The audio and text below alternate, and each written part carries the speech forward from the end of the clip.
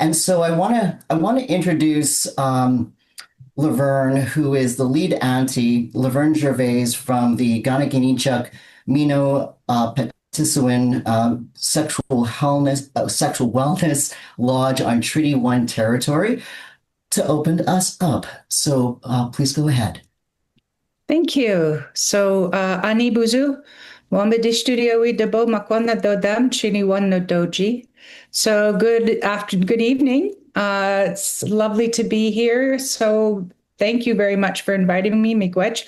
My name, I just introduced myself in Anishinaabe, which is the language of my ancestors, one of the languages of my ancestors. I'm Anishinaabe, Dakota, and French Canadian. I'm a second generation settler French Canadian to this territory here in Winnipeg, which we also can refer to as Treaty One territory to recognize the treaties that were signed when the settlers came to these territories and have questionably upheld them over the years. But we remember them and we remember them strongly.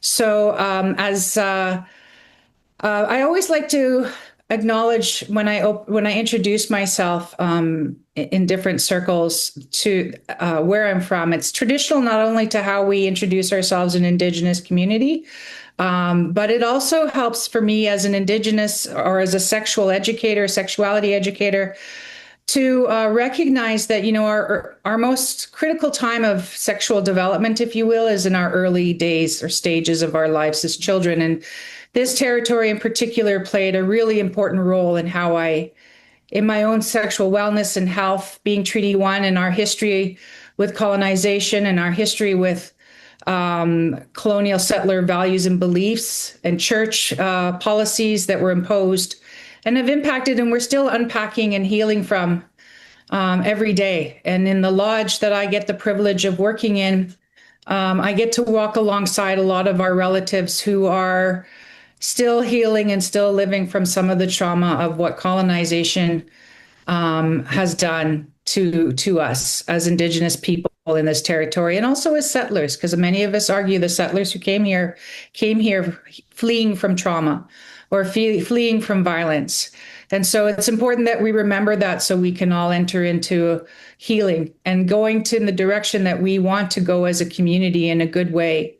So I say miigwech to Reece to asking me to do this today and passing me tobacco. All those words you see, Gani Ganichik is the agency that I work out of. It's Cree, and it means those who lead.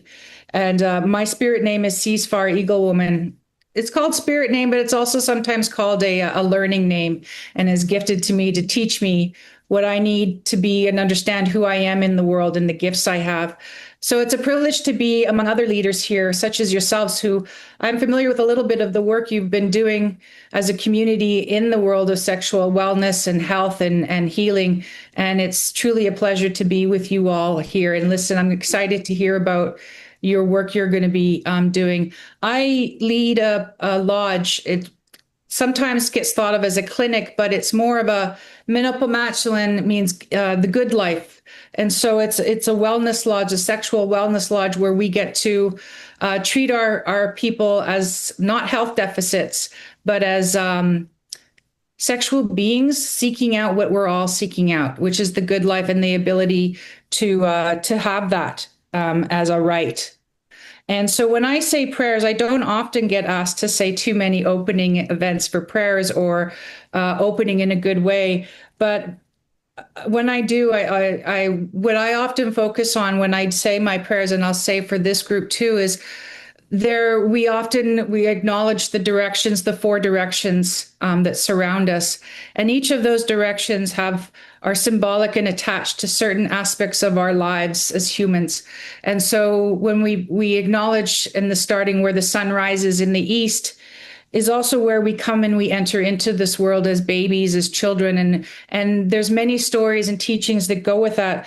But I often center my prayers around those young ones that are trying to come into this world and are currently in our community that we're facing, are coming in faced right off the bat with syphilis or HIV or those other viruses or illnesses. So I say prayers often for them to send out that message that regardless of what is happening here, there's a whole community like this community that are here to welcome and love them and are just waiting and ready to do that.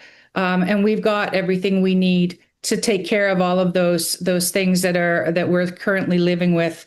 When we pray for the South and in the Southern direction, which often acknowledges the youth, I often pray for the youth who are doing what youth are meant to do, which is explore the world, challenge and try new ways and different things, to make mistakes, to learn from those mistakes and then grow so that they can become the adults like that Western direction that we often face and pray to as well. The adults that have that heavy responsibility to care for community, to take care of, to work for, to keep those hearts and spirits fed and housed, and to be in a good place and in a good way so that we can make sure our youth can step into this world and take on those responsibilities and live the best life possible. And then finally, that fourth direction of the North, I often pray to our seniors and our elders and those who have gifted and led the way for many of this in this work, that they continue to be kept in our thoughts, because sex and good sex happens till the day we die, or even just the good quality of life and living the life that we all seek,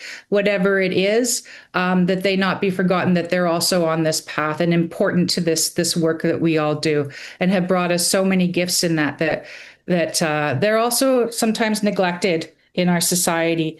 So that's kind of what I pray about, and I continue to pray with, even for this group too, of what we think about as everybody in our circle around us who depends on us to be leaders and challenge different ways of doing and being, especially in these times when we're surrounded by a lot of violence. And sometimes it feels like it's more violence than ever. Maybe it hasn't changed.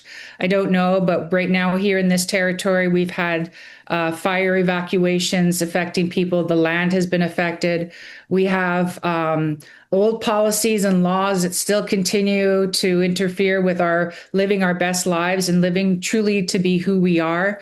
And I've heard that what's going on down south in the border, where many of you are also facing very challenging times right now. And please know that a lot of us in the north have you in our hearts.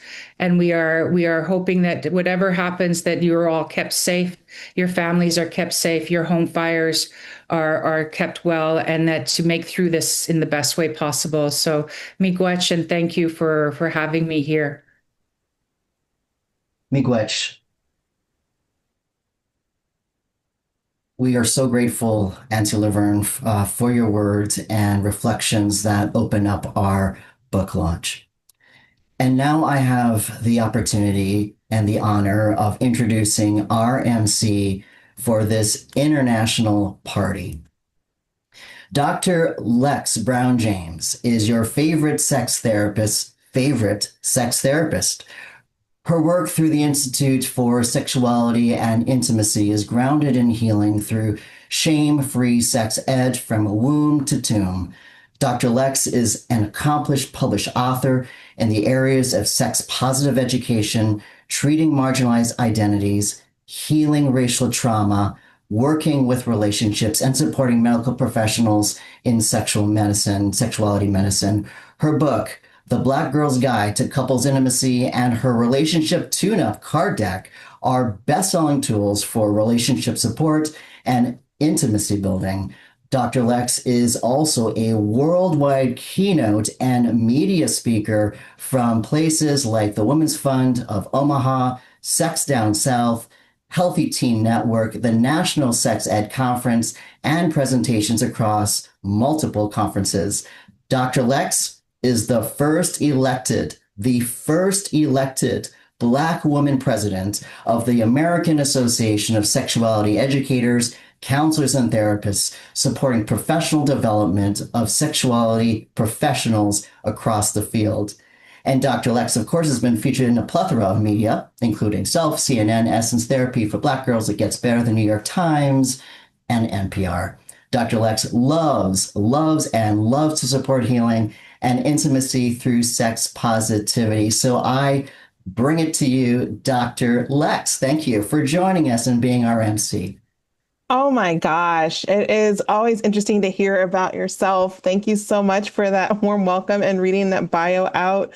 Thank you all. Oh my gosh, there's rocket ships now. Thank you all so much for all of the love. I love that I get to be here. We have over 75 people in the room, y'all. There's over 75 of us sexuality, sexual health providers, educators, people who support us. We could have our own mini conference right now because this book deserves to have its own mini conference and its own large conference because I can see that this is just going to be a tool. I'm already looking at it for the classes that I'm teaching and in. I can't wait to have people pick it up, read it, and hear their feedback. I'm recommending it for all my supervisees because I'm a sex educator supervisor. But before I spiel so much more about the book, let's tell you a little bit about today. We do have our interpreter penned. If you're a person that might get distracted, you can change your view, if that is not a service that you need, to a gallery or multi-speaker view. So you can see all of the folks' faces that are deciding to show them. And I want to make sure that you all will be able to interact. You can use the chat. If you're a person where that gives you a little bit of anxiety or discomfort, you can close that and then move it all the way down, almost off of your computer screen so you can't see the numbers inching up, so you don't feel like you have FOMO, fear of missing out. And that way it's just off the screen and you're just engaging with us in this way. Also, please take care of yourselves. If you need to pee, pee. You don't have to take us with you. We don't have to see it. We're good. But if you need to tend to a loved one, please tend to that loved one.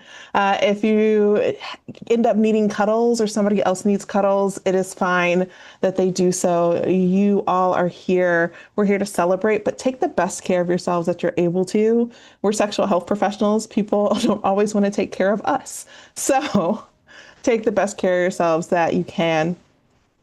I want you to put your Q&As in the chat. I will do my best to track those. So if a question does pop up, pop it in the chat. You can also DM me privately. I'm fairly well versed at Zoom, so I can handle private DMs and toggling back and forth.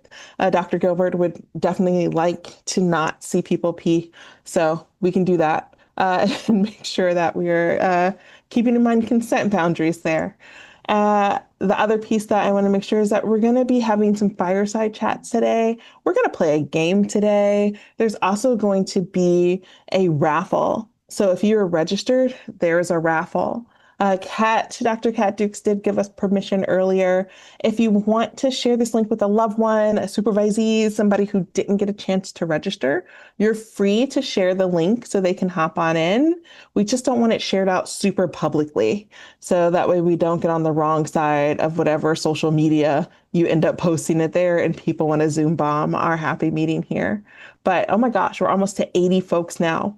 That being said, I want to keep us on and share just a brief overview of our book, of this book. I said our book. I did not have a hand in making this book. This book was quite a few years in the making between Justine, Tracie, Kat, and Reece have done an amazing job getting an amazing team together. So please give a round of applause to our editorial team who reached far and wide, who stretched themselves over many, many countless hours in order to bring us this amazing tool. This is a comprehensive collection of sexuality topics. And oftentimes as educators, we get looked over. People usually default to therapists.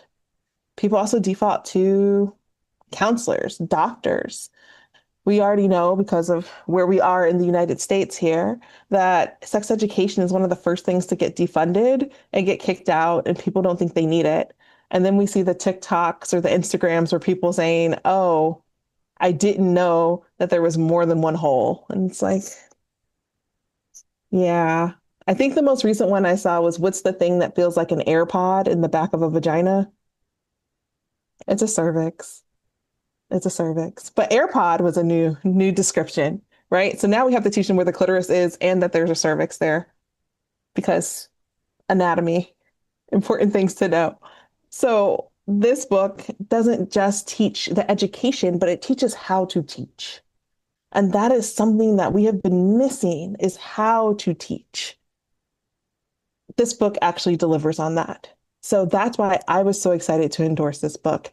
I think one of my favorite chapters is not only the business part, I just had 10 years in my own private practice business celebrated this year, but the fact that we're talking about inclusivity. We have sex workers in this book. We have people with disabilities in this book. We have people with marginalized identities in race, in body size, in where they come from in the world, in language, in religion.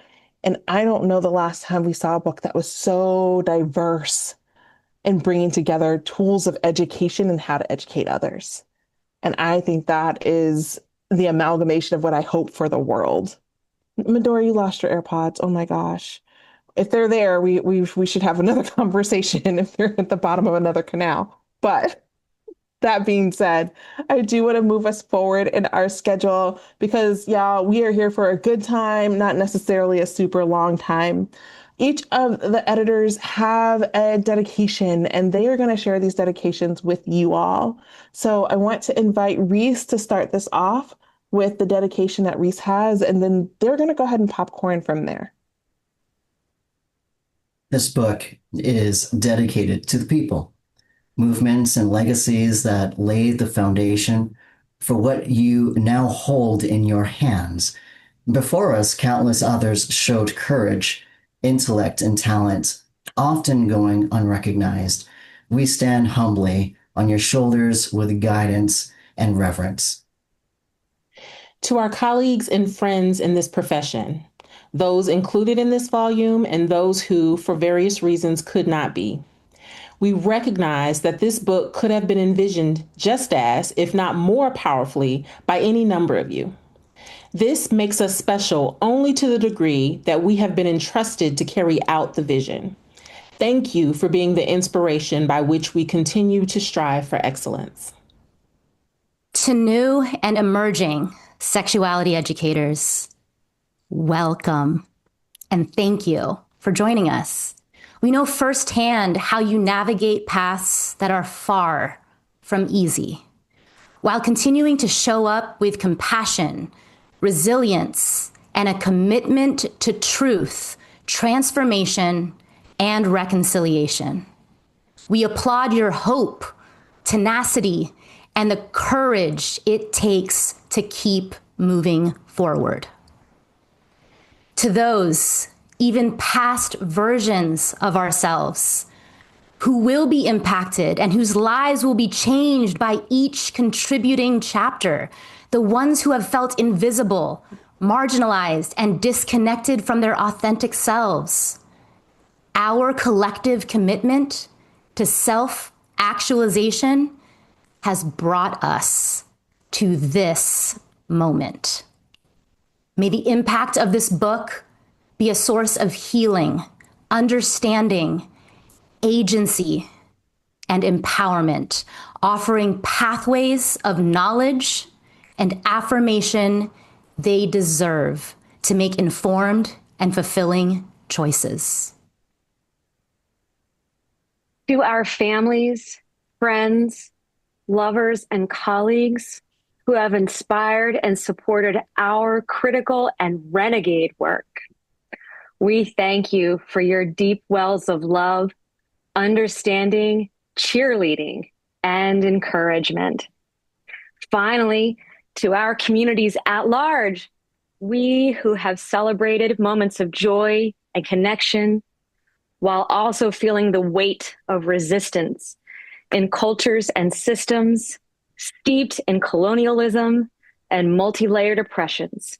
Let us carry on, doing our best to balance our own well-being with the realities of the system while holding tightly to a shared vision of liberation for all. In solidarity, your editors, Reece, Tracie, Catherine, and Justine. And we all so appreciate all of you for those being here, those who are authors who have joined us, those who are doing the work of sexuality education. this not just this book, but our field is really is really important here at our here and now. And I also just wanted to start by sharing a little bit about our history in this book and how the really this origin story, how it started. And even though you saw the first slide, which was 3 years ago, that this idea and this project really started for me back in 2001 when I first started delivering sexuality education. I was a part-time worker, and by the time it was 2018, I was full-time hired as an anti-homophobia educator and resource development coordinator. And at that time, I was a department of one. And so many of us are familiar with being departments of one person. For us to develop and to go out there into the field, and especially nonprofit organizations who are underfunded, where we would deliver our workshops, our presentations, without recognizing, I'll speak for myself, without recognizing there was more to than just delivering content. But so many of us who deliver these kinds of presentations would go back to our offices or to our spaces and then get prepped for another workshop. There wasn't supervision. There wasn't opportunities for us to look at our content. At the same time, we would be out there and we would be faced by violence, abuse, emotional abusive conduct, and then go back without supervision, without peer support, and get ready again. And so this idea really culminated with, from those experiences and the wanting of creating a resource for people who not only were in my position, but to create something for us to teach how to teach and to think about it in contemporary ways. And so that was the kind of the impetus of the idea of the book. And then inviting certain individuals to join me, or particular individuals to join me. When I asked Tracie to join me, we did not work together. This was actually the first, we did not work together. We did not know one another, but I knew that from a workshop that I attended with hearing Tracie's words, that every word that Tracie said was gold. And that there was an essence about her that wanted me to work with her in the future. So I kept her in my heart, knowing that I was hoping one day to work with her.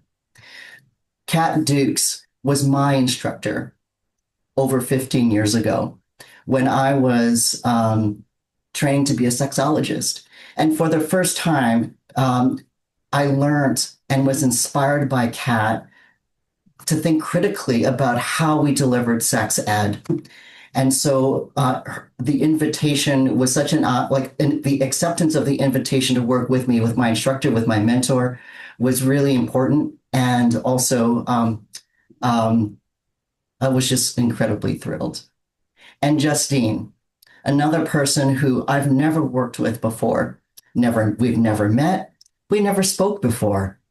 But what I knew was that Justine facing, to know that Justine was facing criticism and harm, and especially from conservative outlets such as Fox News, I knew right away that I wanted to reach out to Justine.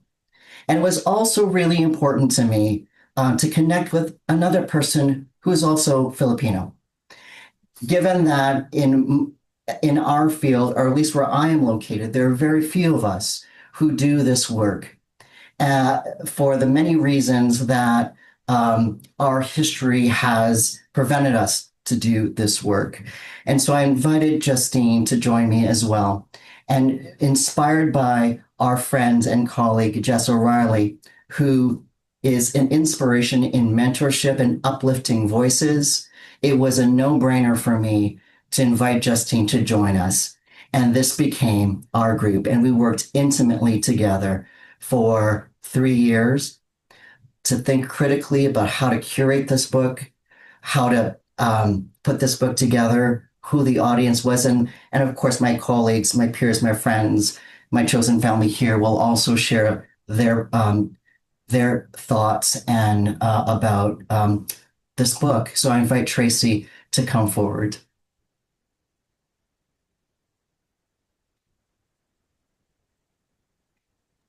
Okay, I believe that's my time.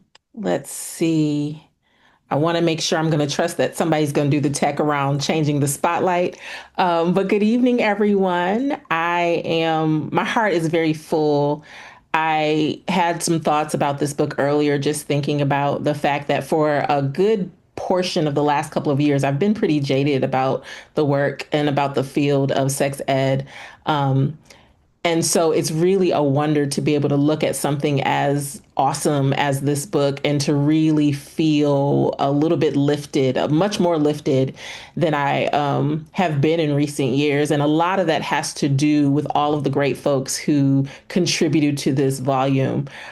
So like Dr. Reece shared, I was invited to be part of this process, and I got really excited because it gave me the opportunity to reach out to and to think of all the amazing folks I know in this field who have thought leadership around how we do sex ed, right? There's all these different conversations we know about sex ed that are out there, and very few of them are actually led by actual sex educators. So the opportunity to create a work where educators who are trained in this work are sharing their ideas and sharing the unique ways they actually do the things that we say we want to do, that really made my heart smile.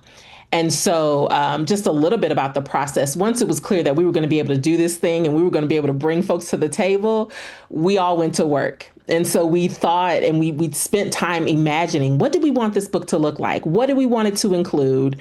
And immediately it was like, here are the 300 educators I know and all of their amazing ideas. And can we put them all into a book?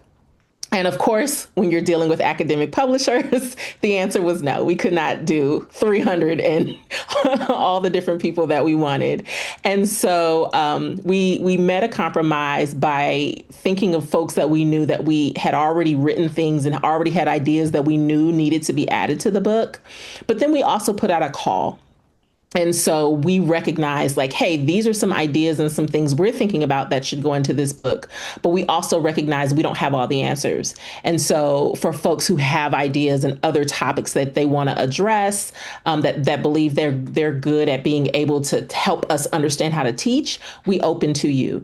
And I will say, even with the 347 folks I knew personally, there were still lots of new folks that were introduced to this book that I just feel very blown away by, who were just incredible and offered new food for thought.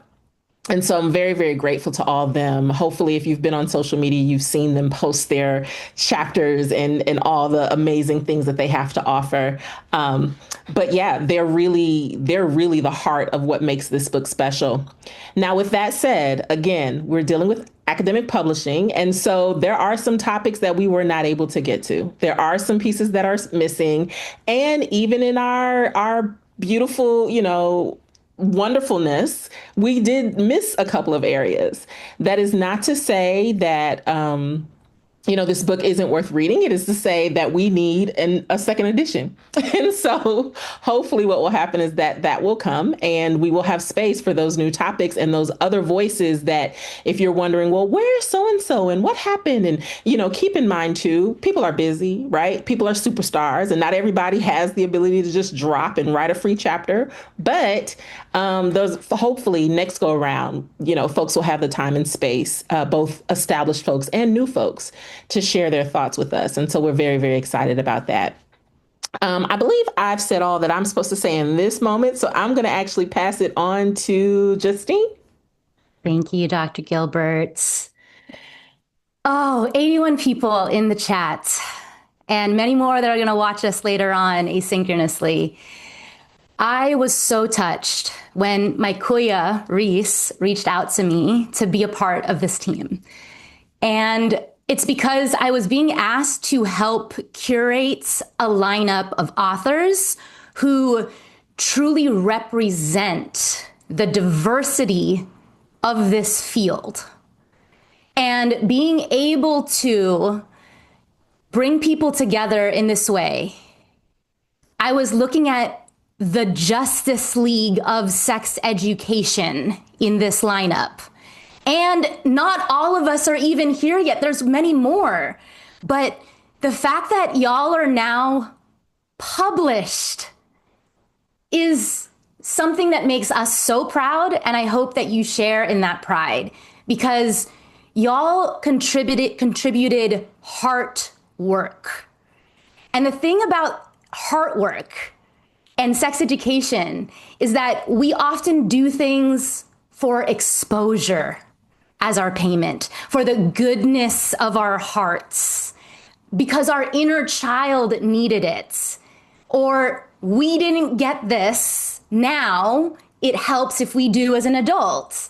But these are all terrible business models for us as sex ed folks. And that mentality was so hard to go up against with academia, because academic books historically do not include any pay links for contributing authors.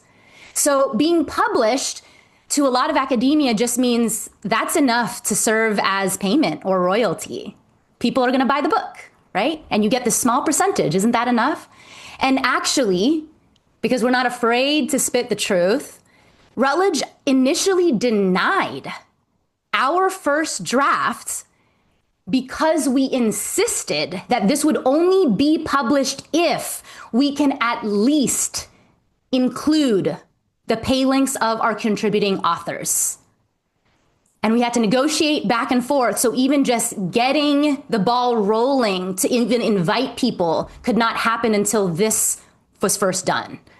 Sex educators are underpaid, are under-acknowledged, on top of BIPOC sex educators, who tend to be paid even less on average.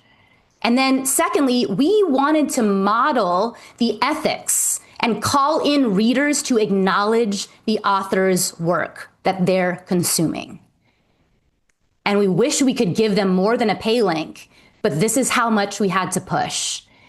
And the lineup that we have, if you see the faces in this room, if you see the lineup, you see the names, these are not the names that are prioritized in academia. These are not the faces that are often prioritized in academia. We are who we've been waiting for. Kat. I showed my 14-year-old daughter the book, and I was like, this is the book that I've been working on for like 2.5 years, and it just got published. It has an actual publisher. And she's like, oh, that's great. So you get paid every time somebody buys a book? And I went, oh, honey, no. She's like, but you got paid for that book, right? And I was like, no, I actually paid to, I bought this from Amazon because I didn't get the books from the publisher yet. So yes, all of that, you're absolutely right. And it's so important. We are so passionate, not only about all the information and skills and insights that are in this book, but we are so passionate about lifting up all of the voices of the incredible authors that have contributed to this book. And not only that, but the collaborative process the entire time of working with the authors throughout the last 2.5 years has been so important to us. Just to pick up also where Tracie was talking about too. Not only were we able to pick some of our favorite people who we thought never did maybe had a chance before to be published, that we wanted to signal boost their voices. Sorry, speaking of people that want to be signal boosted, but also we didn't want to just pick our favorites. We wanted to do an open call so people could self-select. We wanted it to be fair and equitable.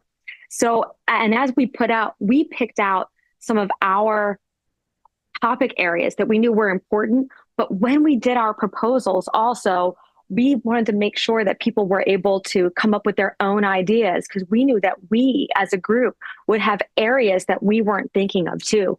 As we moved forward, we had a feedback process, an editing process that was truly collaborative. we also created spaces with the authors. We created co-working spaces so that we could create time where we actually did get to work together. Again, as we moved forward, we also, even in picking the cover of the book, we did a voting system where like the final cover was like voted on by the author. Even today, we had a discussion as the editors about which platform that we might have the party. You authors may remember, we took a vote. So this entire process has been a truly collaborative process, not just among the editors, but among the whole team of authors. And it has been such an incredible journey of community, of also like generations of sex educators. Because at this point, many of us have been around decades, and it has been, there are sex educators that are emerging sex educators that are in this book.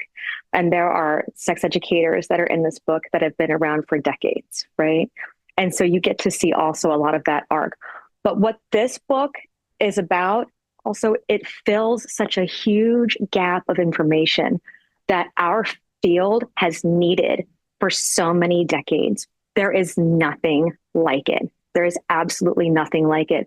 But all of the authors that are here today and that are represented in this book, they have the expertise to be able to fill that gap. And what we need is this book in universities, in community-based organizations, in small and large group practices, and private sex education practices, because the information in this book is just absolutely magical.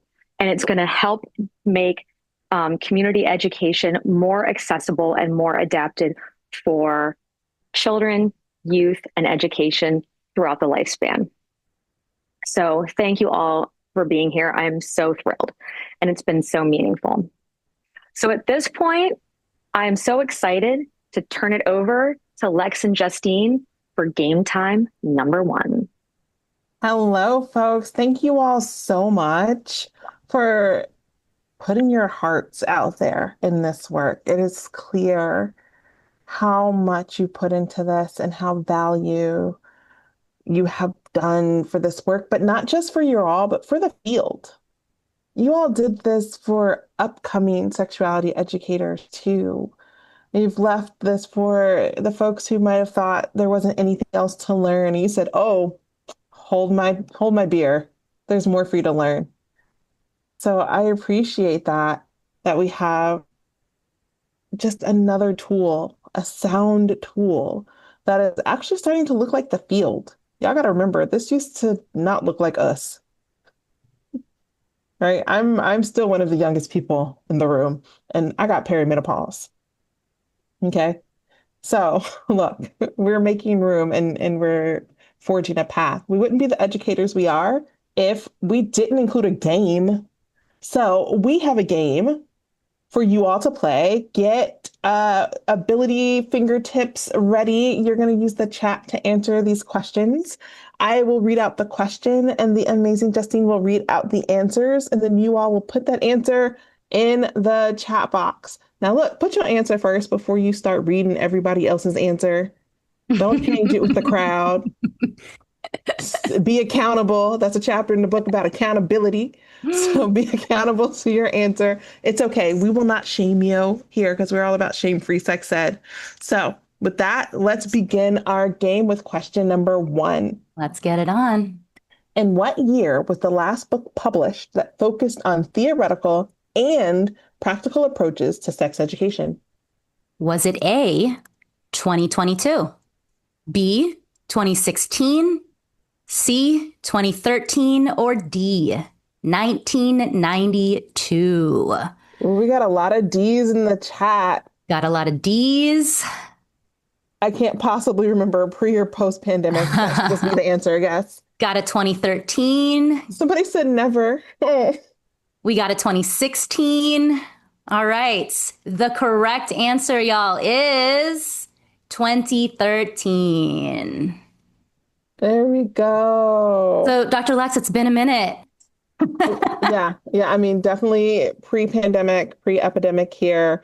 And we've needed something, education and sexuality. Just think of all of the leaps and bounds that we've had information-wise that have shifted since then. And Yeah. also the needs of our learners. We've had ADHD rise, we have neurodivergence rise. So we needed something contemporary, Yeah. but nothing has changed. 12 years ago, if you think about any other academic subject, how many different versions and iterations they have within 5 years' time? And our last one was literally 12 years ago. All right. Are you ready for question two? Here we go. And shout out to the Elizabeth Schroeder, who is the ace, who has held a lot of us down, who speaks our names in rooms when we are not there. So shout out to Elizabeth Schroeder as well. Question two. What minimum percentage of this book's contributors have been recognized with a sexuality education award at some point in their career? A, 5%, B, 15%, C, 25%, or D, 40%. Ooh, this one's a bit more of a mixed bag. Mixed bag, What is a yeah. sexuality education award? Oh no. Oh, it's actually quite a mixed bag. Quite a mixed bag. Let's just reveal it. Go ahead. Correct answer is D, 40%. 40% of these authors, folks. So there's nearly 40 award-winning educators contributed to this book.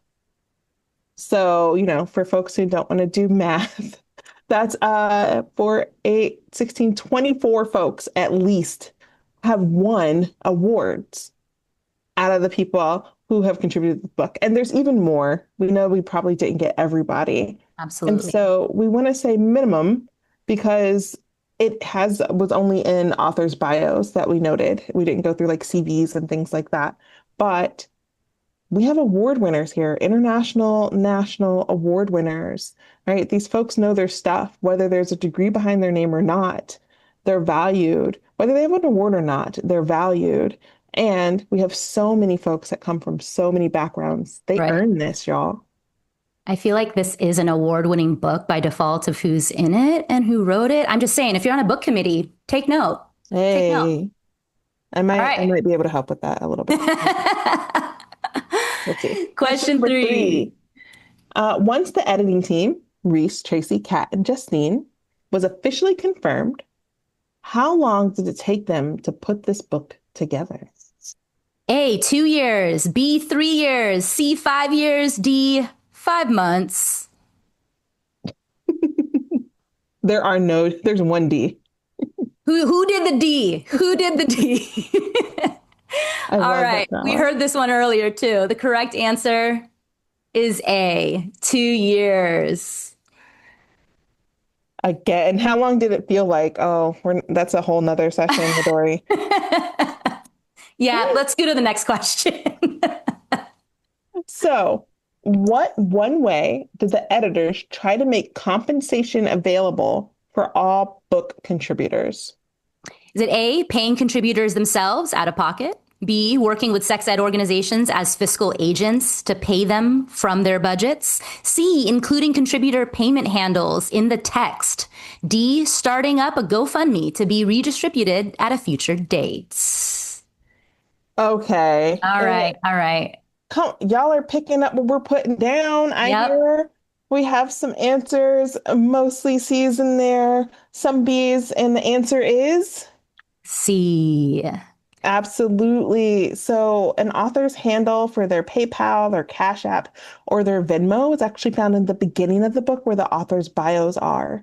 So if you read that chapter and you're like, this is delicious, this has fed my soul, check that front of the book and you can tip folks a little, a lot. If you make some money off of their work because you're delivering something at a conference that's heavily on them, then give them a little tip. Send them a little like, I see you. I appreciate you.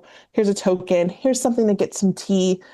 All of those little things add up, and they make people feel noticed and cared for in the world too. Last question here. Who of the following is not an endorser of this book? Is it A, Dr. Lex Brown's James, over there. B, Dr. Jess O'Reilly. C, Al Vernacchio, author of For Goodness Sex. D, Melissa Pintor Carnegie of Sex Positive Families. Or E, none of the above. They're all endorsers. It looks like we have one answer here, Lex. That is the correct answer. It is clear. We have all endorsed this book. I can't say enough about it, but also some other big hitters. So Dr. Sarah Flowers of Planned Parenthood endorsed this book. Francisco Ramirez of the free advice sexual health app OK So endorsed this book. David Bell of Columbia University endorsed this book. Dr. James Wadley at Lincoln University endorsed this book. Christine Seong Harley of SIECUS, SIECES, and endorsed this book.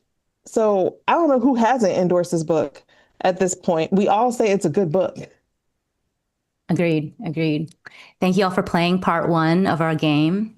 And now we're shifting into some other voices. We're going to have our fireside chat group, the first one, and this is going to be led by editor Reece.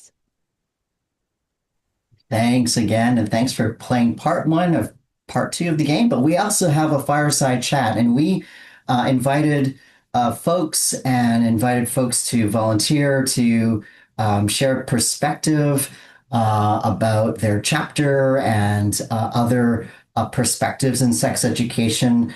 And so I am so thrilled to introduce our three fireside panelists.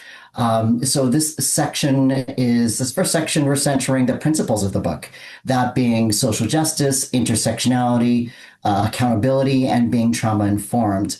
And the authors in this first part are here to help lay some of that foundation of what you'll be expecting throughout the book. So allow me to introduce to you Marietta Gary Smith, who wrote the chapter, The Great Pushback, Why Social Justice is Comp Sex Ed.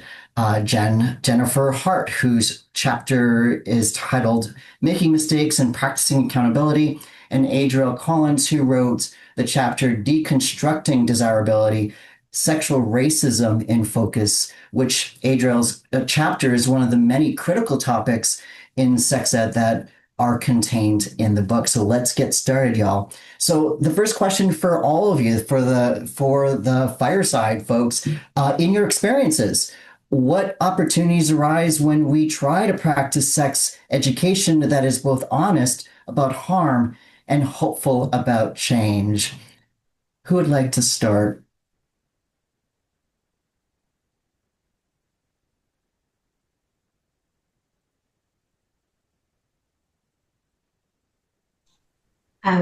I can I can start.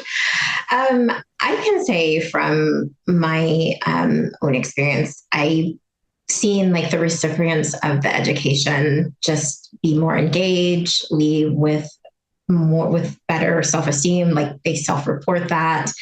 And they see themselves better reflected in the education that's being provided. And like that is always a positive thing, especially when working with marginalized youth or just like any marginalized community. I know there are so many assumptions, when working with particularly youth of color about what they know and what they don't know when it comes to sex ed. And so I think like having these conversations and being able to take like a critical look at the field and what we are doing right and some of the areas that we need to improve on, I think like it only benefits the individuals that we serve. I want to call everybody clients because I'm like in my therapist mode right now, but yeah. Thanks, Adriel. Mariana, what are your thoughts? Thank you, Reece. First off, I'm really honored to be here with all of you in this moment. It's very surreal, and I'm deeply humbled by it.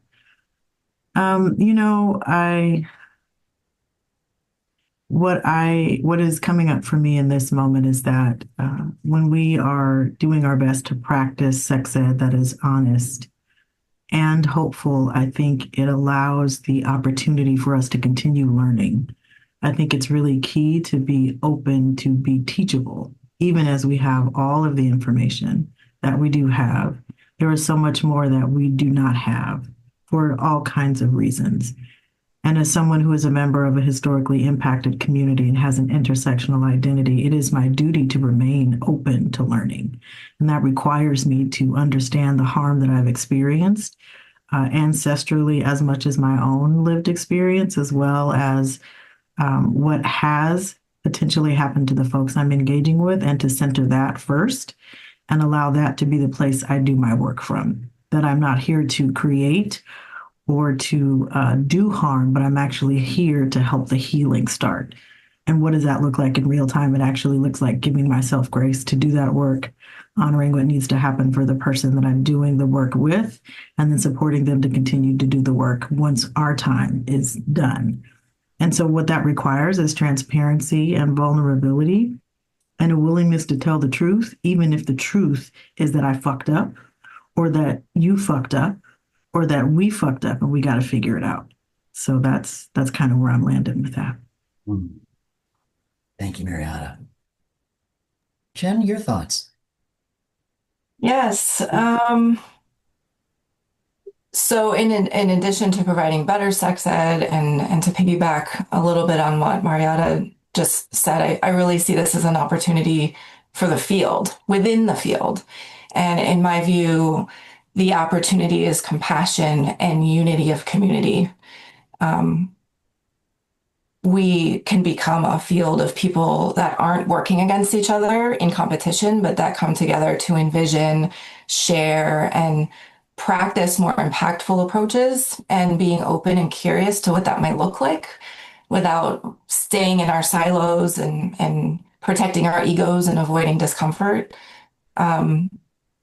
Holding both honesty about harm and hopefulness about change feels lighter and more expansive. And when we come to those places and that energy in this movement, we can build a self-awareness and a trust within our community amongst ourselves, and we can lead with massive energy to shift our ability to make local, regional, and national change, especially now in this time. Thank you so much. I'm going to move right along to some questions that we shared with the authors just to consider for this first fireside chat. Now, so I just want to start off with Mariana. Given our current social culture, social justice is being framed pejoratively as a threat. Your chapter, The Great Pushback, Why Social Justice is Comp Sex Ed, centers social justice. So how can a social justice framework transform comprehensive sex education to better address systemic inequities? This was such a great question. And I was a little intimidated by it, but I'm also up for a good challenge. First things first, especially right now, where for me in this current moment that I'm living in, I'm witnessing the erosion of things that I've always held to be true, right? As a youthful elder, I am experiencing things that my immediate ancestors and historical ones fought for across a multitude of domains, right? So as I'm experiencing the loss, and there is some grieving that's happening, I'm also really clear that social justice has always been framed as a threat because it requires people to reduce and remove and erase those things or those folks that jeopardize their superiority or whatever it is that they hold, right? They have to have something to focus on in order to make their perspective what it is. So that could be white supremacy, that could be white nationalism, that could, however you want to label it, that's what it could be. My framework is one that absolutely believes in the removal of those things that are intentional to reduce people's personhoods and humanity. Like, I don't believe in that. There is nothing about that that is remotely thrilling or exciting or sexy or pleasurable or good or decent or kind, or like we can name all of those things. So I think it's really important to be mindful of how we are talking about systemic inequities that absolutely impact how folks live in their bodies when it comes to pleasure, feeling good, receiving pleasure, knowing that they have the right to pleasure. What does that look like? How they can access it? What tools are available to them? All of the things that we are talking about are very much woven into the fabric of how people exist in their everyday lives. And so we need to be able to figure out how we can talk about systemic inequities, because those are connected to people's sexualities. Those are connected to people's relationships. Those are connected to how people are in community. Those are connected to how people are in their bodies. And so for me, they are hand in hand. I don't think you can separate them from each other. I cannot separate my Blackness from my femness from my womanness. I cannot, and I will not. And I will fight somebody who insists that I must. Like we're not doing that either.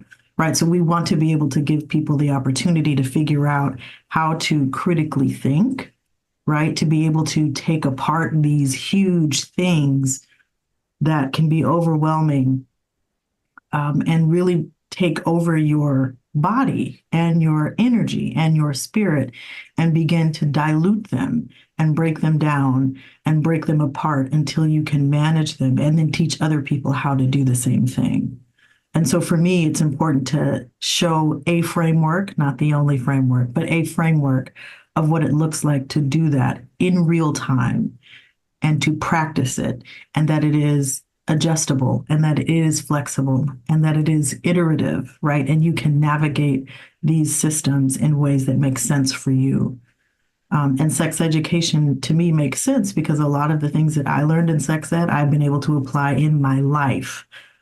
Full stop, right? It's not just about me being in relationship, being in lovership. Shout out to Dr. Lex for that, right? So it's not just about how I exist in the world in relationship with other people. It's about how I exist in the world for myself, with myself. And that is most crucial to me because I've had the privilege of being raised in an environment where that has been supported and reinforced for me. And I was also raised to know that my rent for my time here on earth is to pay it forward and to do what I'm supposed to do. And so that's why I believe it's important to utilize the social justice framework specific to comprehensive sex ed, because people are going to talk about sex, whether they engage in activity or not. People are going to talk about it. This is just a different way for us to talk about it that can be a bit more revolutionary and liberating. And what I appreciate, Marietta, about your chapter is that for educators who are going into spaces where the terms, again, whether it's intersectionality, as you're referring to, social justice, that those terms are perceived as harmful. And educators are going into these spaces, perhaps going in using certain language that could also put them in harm's way. And so what I love about your chapter is that you offer how to language it, how to approach it, and in that practical way, in a way that bridges people rather than divides. And so I really love that about your specific chapter. So thank you again so much for saying yes to contributing and writing and putting all your time and effort into sharing your wisdom. Thank you. Adria, I'm anticipating that many of those who teach sex ed may not see the intersections of race and sex ed, like what does race have to do with condoms or erections, or simply that desirability applies to all people regardless of race. So in your chapter, Sexual Racism in Focus, in what ways does addressing sexual racism in sex ed challenge these assumptions and conventional approaches, and how can this perspective help create more inclusive learning environments? So yes, I love this question. And I was just having this conversation around a different topic. It was around abortion and what does racism have to do with abortion. So sex ed teaches us, well, good sex ed teaches us like who is like about pleasure and desirability and who is worthy of pleasure and desirability. And as some folks may be aware of or may not be aware of, folks of color, particularly Black people, like we have traditionally been deemed undesirable. We have traditionally been deemed unworthy of pleasure. And so for me, like you cannot have good comprehensive sex education without addressing, like Mariana said, those systemic issues such as white supremacy and the harm that racism has on folks experiencing their sexuality, expressing their sexuality, and even sitting in pleasure in their sexuality. And so with this chapter, I really wanted to hone in and like really let people know the difference between like what is considered a preference and like how how race cannot be a preference, but it is racist to determine partners based on skin color and outside factors like that. And like I'm hoping that is like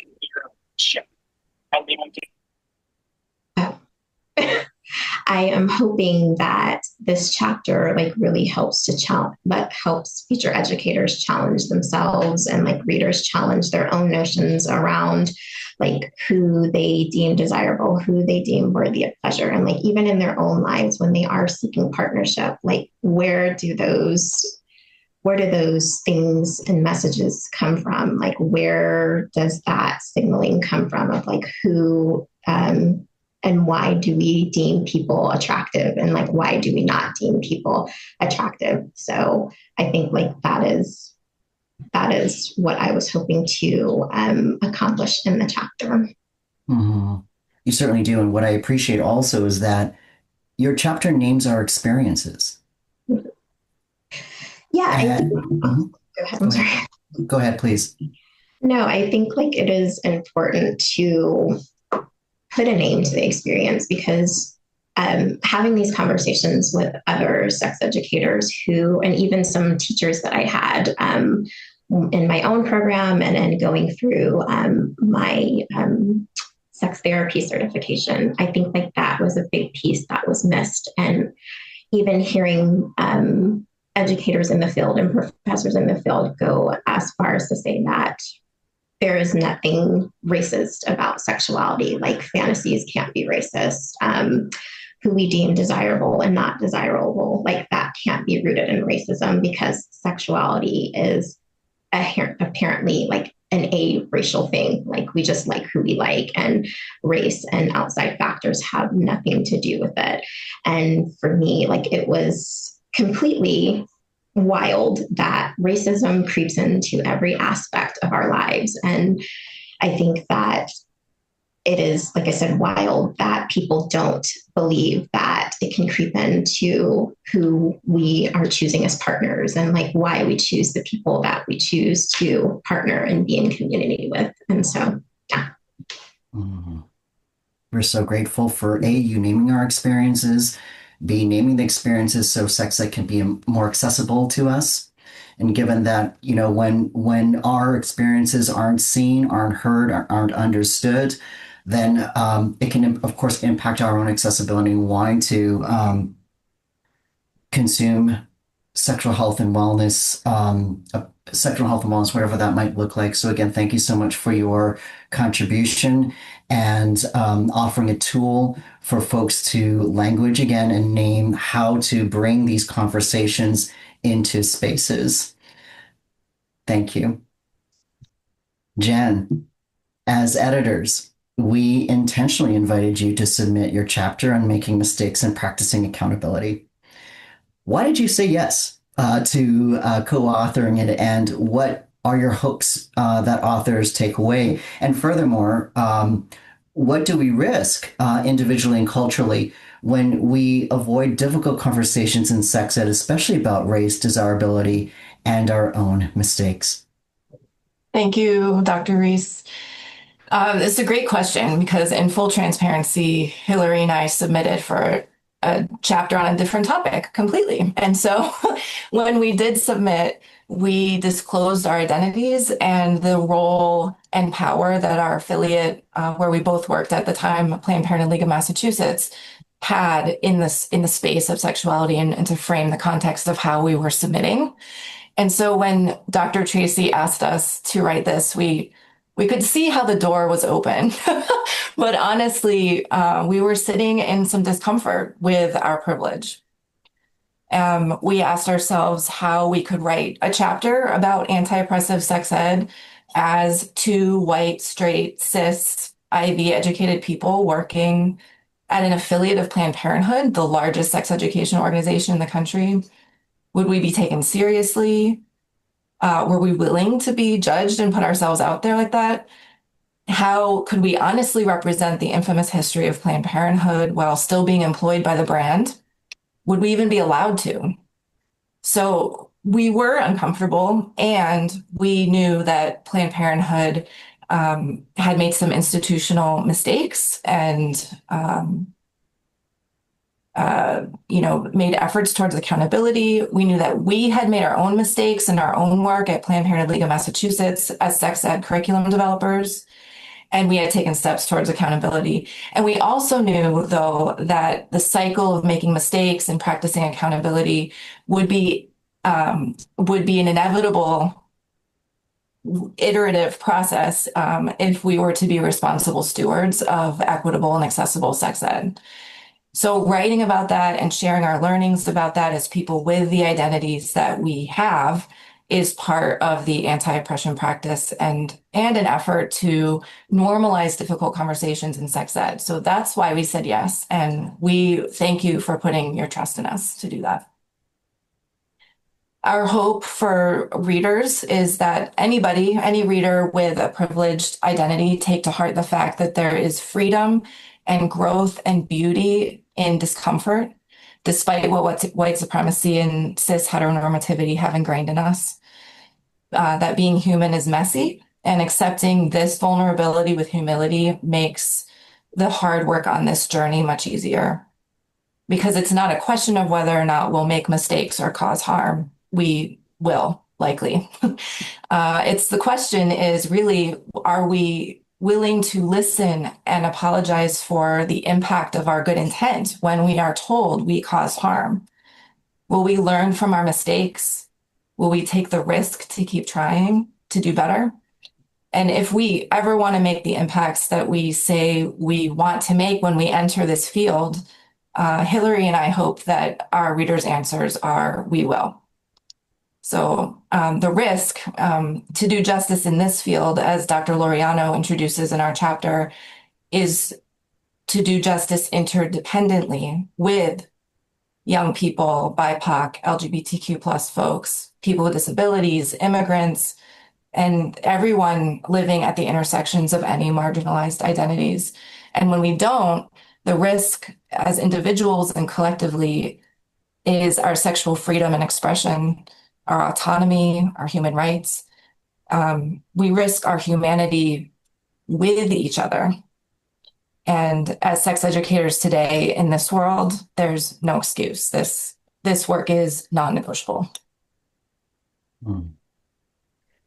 Thanks, Jen. And for those listening, we saw the original proposal that was forwarded, and we intentionally had a meeting amongst the four of us to talk about that Jen and Hillary are in a position to potentially, if they said yes, model humility. And that there are opportunities to do it in a way, at least a framework or an example of how organizations and individuals could show accountability in a meaningful way.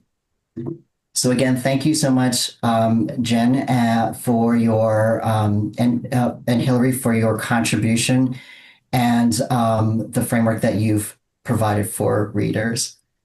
Thank you for having us. And that is it, folks, for our first fireside chat. I hope that y'all found it meaningful and got something out of it. So I'm going to bring it back to Lex and Justine. Thank you so much, all. Thank you for those poignant pieces here. We are going to get your fingers ready for another round of gameplay, and this will be a little bit quicker than the others. So if you're able to join us by pressing a key on your sheet, the first question reads as follows. Which of the following topics was not discussed in this book?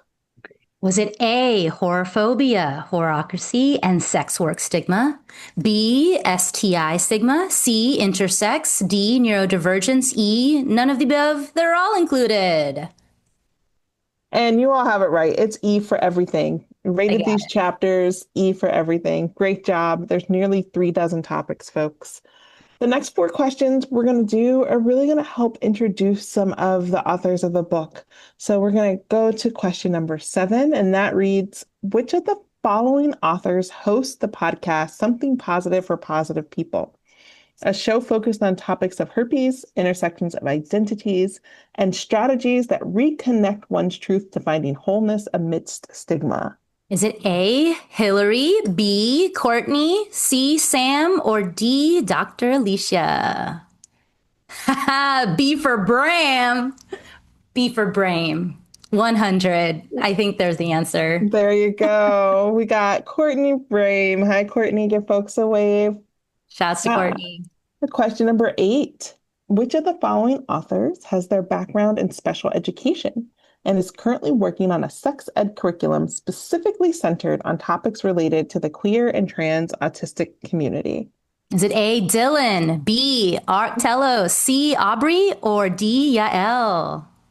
You all are enthusiastic with your answers here. We know, folks. All right. They know, Dr. Lex. Completely correct here. That is A. Dylan, give people a wave, Dylan. A note. And so question 9. Which of the following authors is the licensed marriage and family therapist, woot woot, who started Sex Pot Therapy, a virtual sexual wellness clinic that provides therapy, coaching, and consulting, along with sexual wellness products for every person's needs? Is it A, Marla Renee, B, Cara, C, Danielle, or D, Dirty Lola?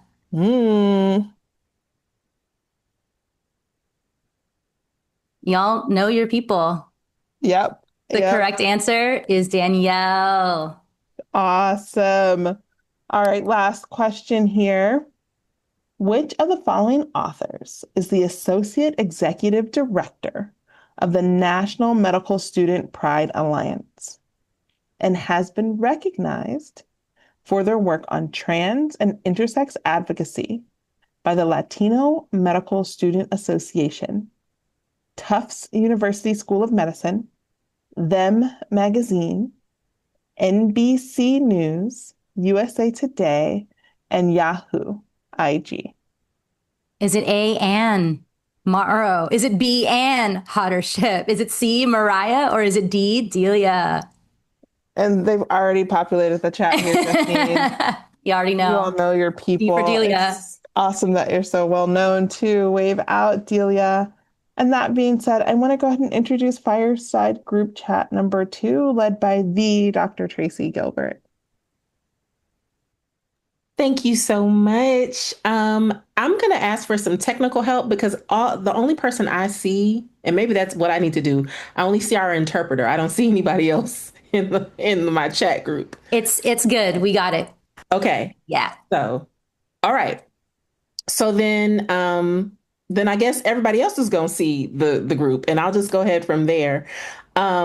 Yes, so those questions were meant to introduce our folks. We are getting, we're not going to rush through this conversation, but we are getting shorter on time. So we're going to rev it up just a little bit to make sure that we get through and everybody has a beautiful chance to share some thoughts. So the group here they represent all of the amazing contributors. So this is just a small microcosm. There are bunches more in the chat of authors. So this is this isn't the full group. But each of these folks, I'm going to have them share. We're going to start with a really quick question. If you had to get a reader to understand the value of your book chapter using one tagline, what would it be and why? And I'm going to go ahead and start with Danielle. Hello. Hey, everybody. Thank you for having me. Honestly, it's just the first part of the title, The Hoes Need Help Too. I think that kind of just encompasses all of it. No matter how you view a sex worker is a person whose existence is valid, whose work is valid, and is a person who's deserving of access to all services, no matter what we think of them. So, yes, I love that. I love that so much. And I'll also preface by saying, if I had my way, this whole night would have been just bunches of fireside chats. So please, thank you in advance for indulging me for this conversation that we're about to have. Thank you for Danielle for letting me nudge you to kick us off. Delia, I'm going to go to you. Will you take it next? Yeah, absolutely. So the tagline from the chapter that I authored would be "No two bodies are exactly the same." I think there's a lot that we don't talk about in terms of the variation of cis people's bodies, of endosex bodies, and of intersex bodies. And I'm really excited that we finally have a chapter that talks about how everyone's body is a little bit different. We have natural variation in all of our bodies, and we deserve to learn about that and celebrate it. Yeah, awesome. Excellent. Yes. Yes. Delia's chapter was excellent in that regard. Dylan, let me pop it to you. I'm going to answer this by saying how I'm starting my dissertation, which is autistic people have sex, which a lot of research says otherwise, and that research is wrong. Mm-hmm. I love that. Yes. Very simple. Thank you. And of course, to round it out, I picked Courtney last because I've picked on Courtney a few times in the last couple of times we've done this. So I'm coming to you last, Courtney. What's your tagline for your chapter? Yeah, I think it would be the title, Sexual Health is Mental Health, and really getting people to see beyond just STI status and what we think about STIs in general to be reflective of people's personality, because there's so much more to it as it relates to their identities, behaviors, belief systems, all of those things. So I think that is what I would tagline it to be. Awesome. Yes. And so one thing before I get into your chapter specific questions that I really wish we had more time to talk about, but we don't, is the fact that a common thread that somebody could see looking at you all's chapters is that they're not just focused on topics, but they're specifically on populations that have been left out of most mainstream sex ed discourses, right? So thinking about neurodivergent folks, intersex folks, STI infected folks, sex worker folks. Like one of the things I know was really important for me was that these chapters really be intersectional, not just by identities, but topics that represent these different groups, because the reality is that there are things that may be specific to the experience of sex workers, for example, that absolutely still are in a mainstream sex ed that mainstream folks need to learn as well. Same for those who are infected, same for those who are neurodivergent and intersex. And so I just really want to lift that up right now and just say, I love the fact that you all have amazing chapters that really kind of lift up what might be considered fringe topics to the mainstream, because they are very, very relevant for everybody. But enough of my talking. Dylan, your work does an excellent job naming some of the basic challenges that neurodivergent learners face in a sex ed classroom that is not focused on them as the target learner group. What information from your chapter do you believe might be helpful for the educator who's either unsure of the neurological statuses of their learners or possibly neurodivergent themselves? Yeah, well, I can say with full confidence that every single classroom and every single school in the United States and maybe the world has undiagnosed neurodivergent people in it. And therefore, all educators need to be teaching with the understanding that there are neurodivergent people in their classrooms. Explicit instruction is better for all students. If you are operating in a like universal design for learning or disability justice framework, what works for the most marginalized in the classroom works for everyone. And I think that if we taught knowing that like we live in a neurodiverse society and people learn all sorts of different ways, I think everyone would be better off. I do too. And that's one of the things I love that your chapter does. It really lifts up that piece around like there are things that we assume that autistic folks in particular don't need to know because it's not appropriate. And it's like, actually, it is. So I think you really, really highlight that very, very well. Thank you. Yeah. Delia and Courtney, I brought you two together in the question that I asked because, again, there were so many different clear overlaps in what you all were talking about.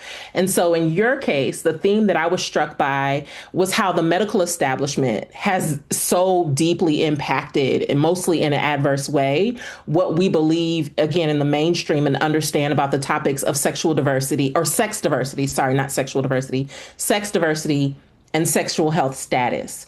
What food for thought do you believe your chapters provide either for healthcare providers who serve in psychoeducational roles? So I'm thinking about like that nurse practitioner, that doctor, that clinician, or academics. So folks like myself and other folks who have kind of been elevated as like, oh, we're the ones that have all the knowledge and all the facts, even when we don't necessarily have them.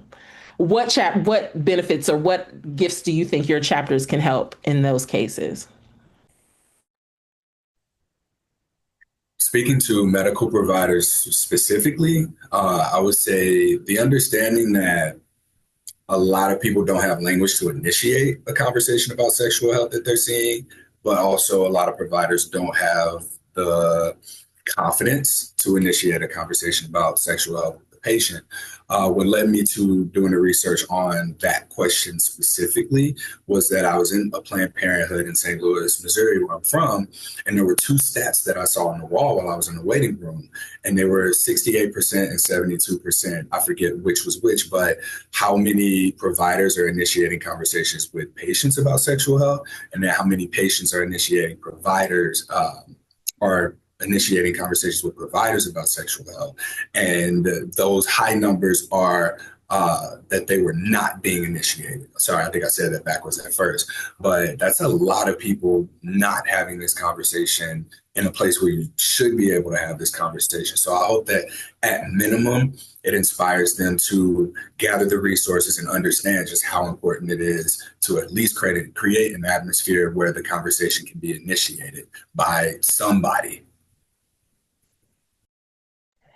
So I am coming from the perspective of someone who is in medical school and focuses a lot on medical education. And I can tell you from firsthand experience that we don't get a lot of good training in initiating those conversations. So thank you for doing that work and doing this research. When we do initiate the conversation, the first question that we're often asking patients is, do you have sex with men, women, or both?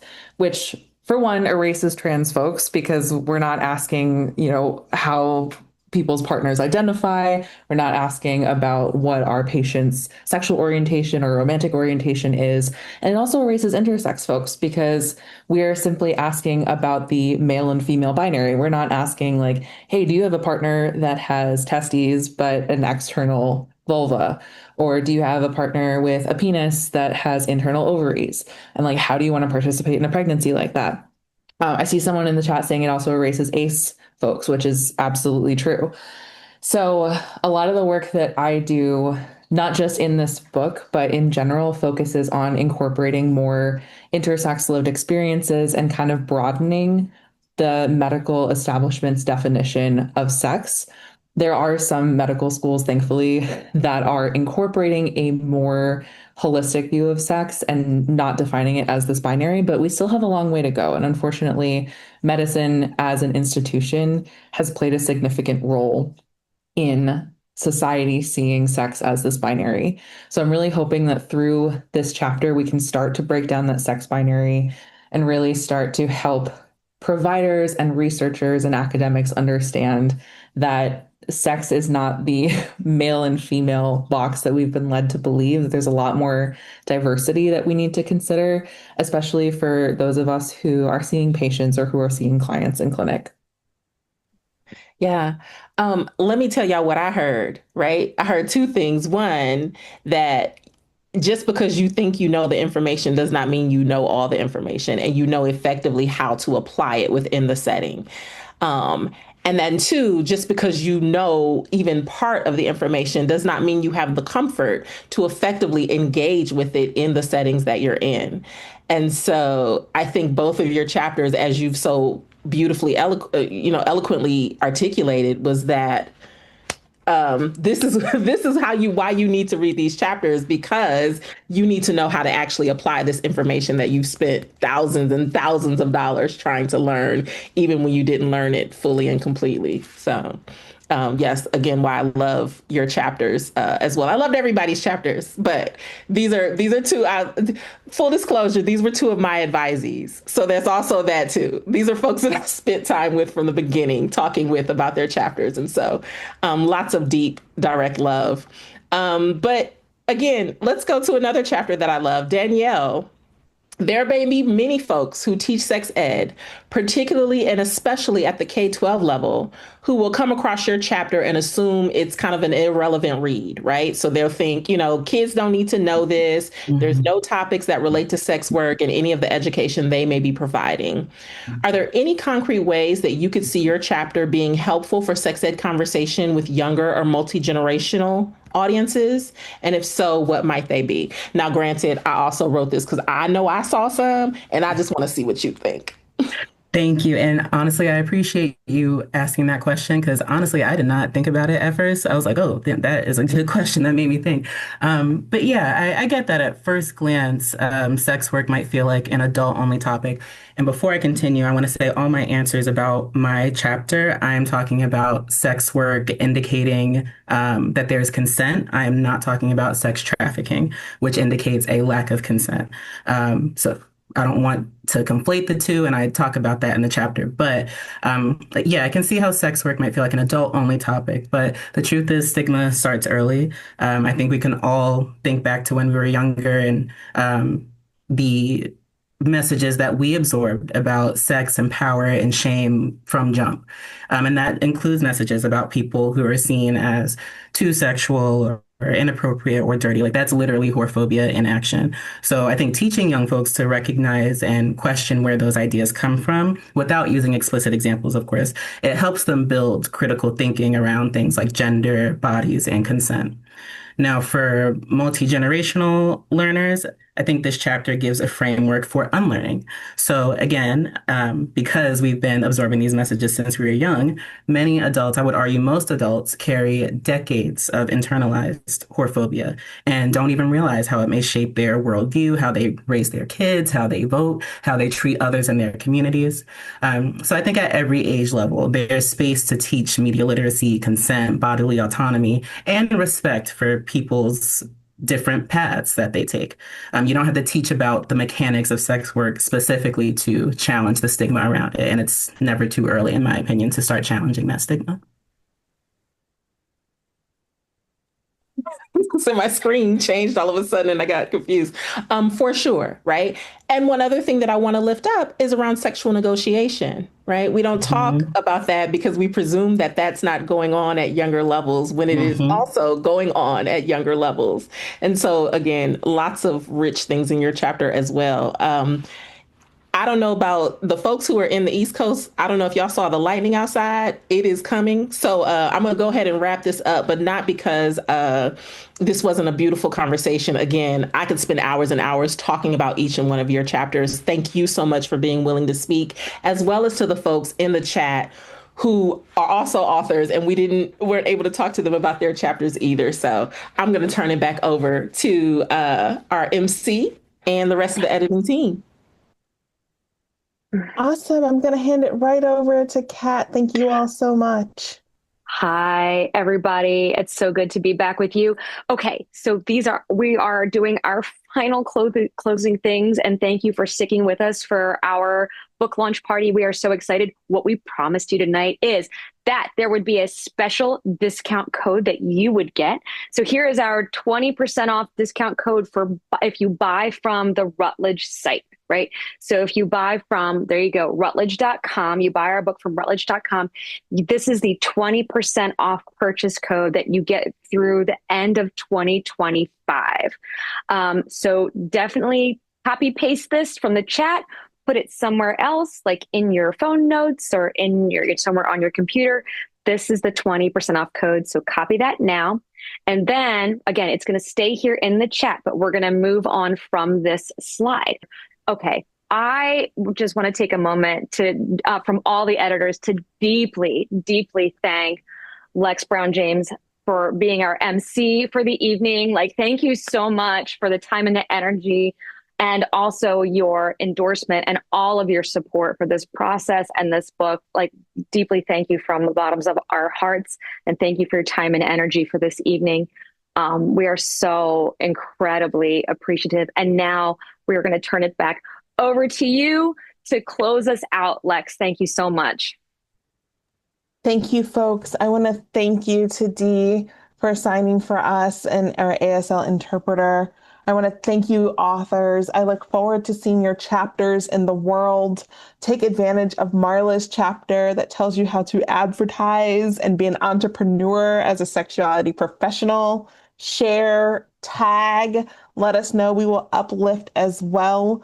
And thank you so much for being here. Everybody stay as safe as possible, and make sure to email about your prizes so we can make sure we get those to you. Remember that when you read the book, that the author's payment links are in their bios at the front of the book. So go back to the front, look through their bios, find that link, give them a little trinket, a little I read, a little bit of I invoked a piece of you in this training that I did, and sign up for this book. Get the desk copy if you're teaching at a university. Make it part of your class. Point to the chapters. If you're a supervisor, encourage your supervisees to get it when you see the value. Read through it yourself first, make the judgment, and then you'll see why we love it so much too. With that being said, everybody have a great night and stay as safe as possible, and we'll see you around the world.